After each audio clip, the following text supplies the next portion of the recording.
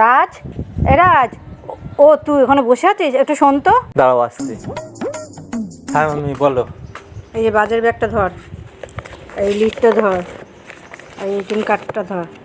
2000 টাকা তুলবি, তুলে ফর্দতে যা লেখা আছে সব মাল নিবি, আর তোর পছন্দের মতন কিছু একটা কিনে নিবি। ঠিক আছে, আর কিছু না তো? না আর কিছু না। ঠিক আছে। 2 hours later.